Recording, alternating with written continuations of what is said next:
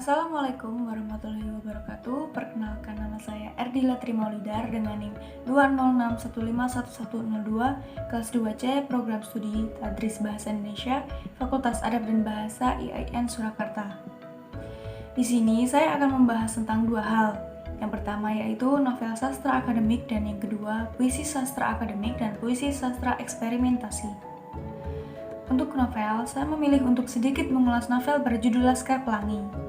Tentunya banyak orang sudah tahu tentang novel tersebut, apalagi setelah novel tersebut dijadikan sebuah film dan menjadi sangat terkenal. Novel Laskar Pelangi sendiri menceritakan tentang kisah masa kecil anak-anak desa dari suatu komunitas Melayu yang bisa dikatakan sangat miskin di Belitung. Kisah orang-orang kecil yang berusaha untuk memperbaiki masa depan mereka. Dimulai dari kisah miris dunia pendidikan di Indonesia, di mana sebuah sekolah yang kekurangan murid hendak ditutup, tepatnya di SD Muhammadiyah Belitung. Pada saat itu adalah saat yang menegangkan bagi ke-9 murid yang bersekolah di SD Muhammadiyah ini. Ke-9 murid tersebut adalah Ikal, Sahara, Lintang, Akiyong, Kucai, Syahdan, Borek, Aling, dan Terepani. Mereka tengah cemas karena SD Muhammadiyah yang mereka tempati akan ditutup jika murid yang bersekolah di SD tersebut tidak genap 10. Mereka sangat cemas. SD Muhammadiyah adalah SD tertua di desa Belitung, sehingga jika ditutup akan kasihan pada keluarga mereka karena tidak mampu menyekolahkan anak-anaknya yang ingin bersekolah. Dari situlah perjalanan mereka dimulai. Pada saat semua murid telah gelisah, datanglah Harun, seseorang yang memiliki keterbelakangan mental. Ia adalah seorang pahlawan karena ia menyelamatkan ke-9 temannya yang ingin terus bersekolah serta menyelamatkan berdirinya SD Muhammadiyah Belitung tersebut. Alhasil, karena murid yang terdaftar di sekolah tersebut genap 10, sekolah dengan bangunan seadanya tersebut tetap diizinkan beraktivitas seperti sekolah-sekolah pada umumnya. Ke-10 murid tersebut adalah murid para Laskar Pelangi, sebuah nama yang diberikan oleh guru mereka yang bernama Bumus, oleh karena kegemaran mereka terhadap keindahan pelangi.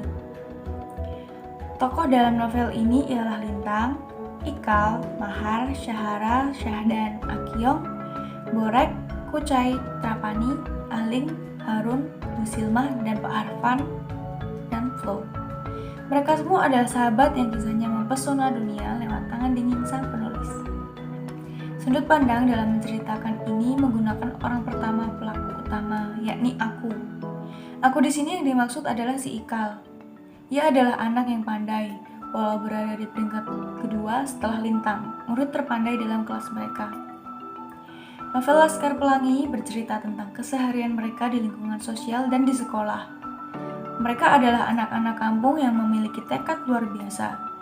Perjalanan mereka di sekolah dipenuhi dengan kejadian-kejadian tak terduga dan di SD Muhammadiyah inilah Ikal dan teman-temannya memiliki segudang kenangan yang menarik. Seperti kisah percintaan antara Ikal dengan Aling. Ikal jatuh cinta pada kuku Aling yang sangat indah. Ia tidak pernah menjumpai kuku seindah itu. Lalu Ikal tahu bahwa pemilik dari kuku indah itu adalah Aling. Ikal pun jatuh cinta padanya. Namun, pertemuan mereka harus berakhir karena Aling pindah untuk menemani bibinya yang sendirian. Setelah itu, secara perlahan mereka menemukan keunggulan dalam diri masing-masing dan persahabatan. Tokoh Ikal ini memiliki kegemaran yang besar pada sastra. Hal tersebut dapat terlihat dari kegemarannya menulis puisi. Lain lagi dengan Lintang, ia digambarkan sebagai anak yang memiliki kejeniusan luar biasa. Orang tuanya bekerja sebagai nelayan miskin yang tidak hanya memiliki perahu, mereka juga memiliki keluarga yang banyak, yakni 14 kepala. Dari kejeniusannya, Lintang sangat menyukai matematika. Tapi cita-citanya menjadi seorang ahli matematika harus terpangkas karena tuntutan untuk membantu orang tua menafkahi keluarga. Terlebih saat ayahnya meninggal, ia harus bekerja keras untuk mencari nafkah pada keluarganya. Berikutnya adalah Mahar, pria tampan bertubuh kurus yang mempunyai bakat dalam bidang seni. Hal ini dapat dilihat dari kejadian di sekolah tentang Mahar yang menemukan ide untuk perlombaan semacam karnaval. Mahar menemukan ide untuk menari dalam acara itu. Para Laskar Pelangi menari seperti orang kesetanan, karena aksesoris yang mereka kenakan adalah kalung yang terbuat dari tumbuhan langka dan hanya di Belitung, yaitu merupakan tumbuhan yang bisa membuat seluruh badan menjadi gatal. Alhasil, mereka semua pun menari seperti orang yang kesurupan. Akan tetapi, karena ide cemerlang inilah SD Muhammadiyah dapat memenangkan perlombaan tersebut. Kenangan-kenangan indah pun terukir, namun setelah kedatangan Flo, seorang anak kaya raya pindahan dari SDPN, ia masuk dalam kehidupan Laskar Pelangi. Kedatangannya di SD Muhammadiyah yang membawa pengaruh buruk bagi kawan-kawannya, terutama Mahar, yang duduk satu meja dengan Flo.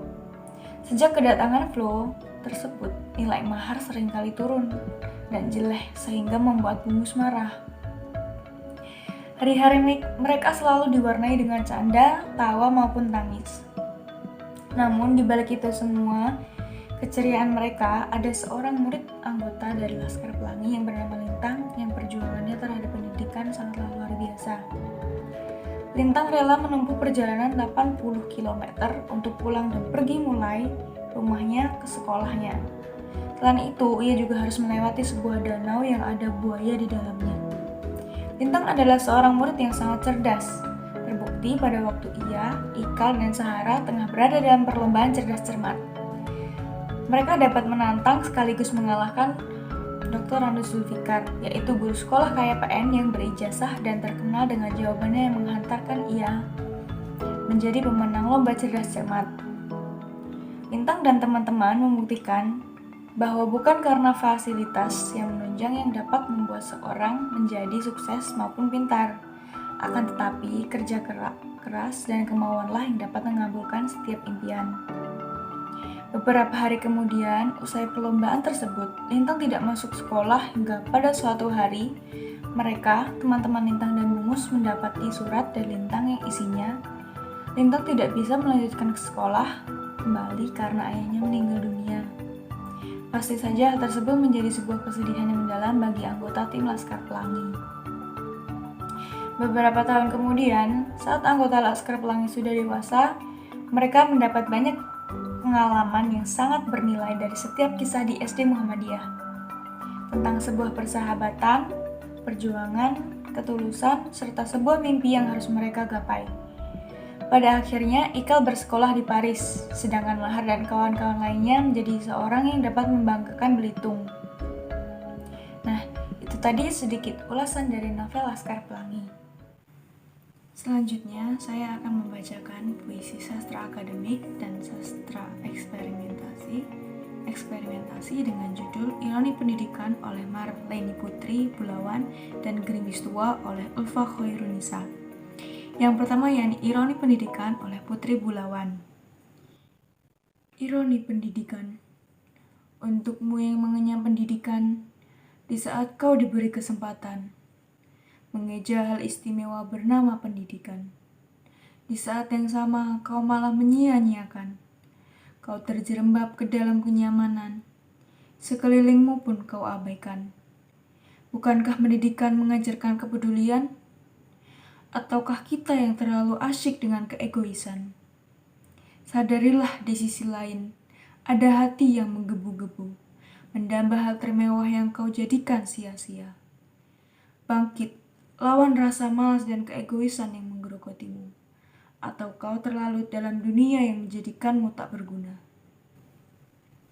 Kemudian yang kedua, Gerimis Tua oleh Ulfa Khairunisa. Gerimis tua. Kepada gerimis yang turun dengan sabar. Meski umurmu tua, kau bahkan lebih tua dari bangunan yang kini rapuh. Kepada gerimis, pernahkah kau mengeluh? Ribuan orang atau hanya segelintir tak menginginkan kau hadir, menganggapmu penyusup ketenangan. Kepada gerimis, ritmemu memang indah, menimbulkan riuh sederhana, selaras dengan gerakan daun yang kau jatuhi butir-butir air. Kau tahu gerimis, tanah memang sakit, saat kau lubangi berkali-kali, tapi ia tak pernah melaknat atau mengutuknya menjadi salju. Kepada gerimis yang selalu datang bersama mendung, tanpa kilatan gesit, yang pergi tanpa permisi, tapi meninggalkan sebuah kenangan pada lubang genangan.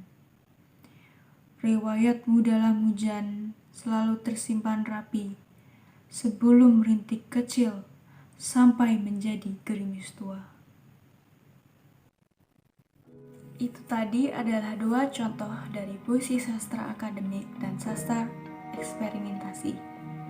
Adapun para tokoh-tokoh puisi yang terkenal pada zamannya ialah antara lain Gunawan Muhammad dengan karyanya Pari Kesit, lalu Taufik Ismail dengan karyanya Sajak-Sajak Ladang Jagung, dan juga Sapardi Djoko Darmono dengan karyanya Mata Pisau.